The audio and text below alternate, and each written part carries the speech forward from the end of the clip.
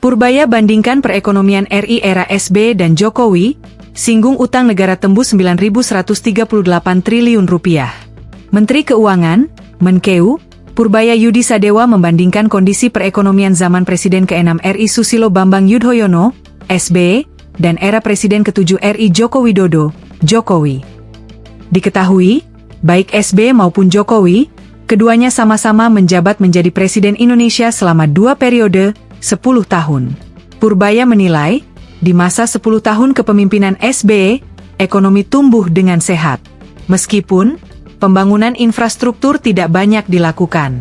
Sementara di zaman Jokowi, pembangunan infrastruktur dilakukan besar-besaran. Tentu, agenda ini membutuhkan modal yang besar juga.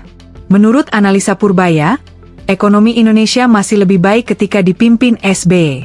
Sebab, di era SB, 2004 hingga 2014, ekonomi lebih sehat karena digerakkan sektor swasta dengan pertumbuhan ekonomi mendekati 6%, uang beredar 17%, dan kredit 22%. Kendati demikian pihaknya memaklumi setiap presiden memiliki cara sendiri-sendiri dalam mengelola negara.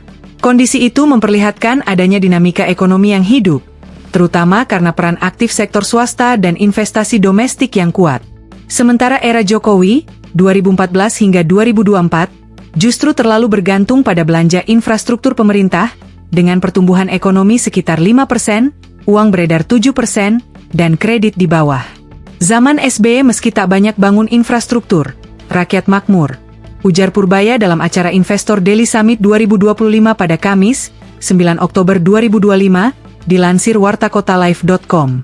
Semasa Jokowi, kata Purbaya, mesin ekonomi menjadi pincang karena swasta lamban bergerak sehingga pertumbuhan uang beredar terlalu rendah untuk menopang aktivitas ekonomi. Selain itu, di era Jokowi perbankan harus berhenti karena kebijakan keuangan cenderung terlalu ketat. Hal ini yang membuat beberapa sektor tak berhasil tumbuh secara optimal. Mesin ekonomi kita jadi pincang karena sektor swasta lamban bergerak, kata Purbaya. Utang menggunung. Dalam kesempatan lain, Purbaya mengatakan, perlambatan ekonomi era Jokowi bukan semata akibat belanja infrastruktur, melainkan karena kurangnya keberanian perbankan menyalurkan kredit.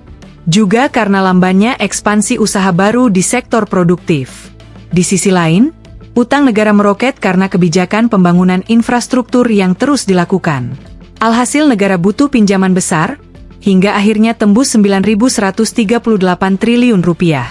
Menurut Purbaya utang negara itu masih dalam level aman.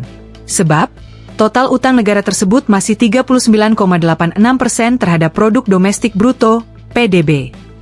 Dan kalau acuan utang bahaya besar apa enggak, itu bukan dilihat dari nominalnya saja, tapi diperbandingkan dengan sektor ekonominya.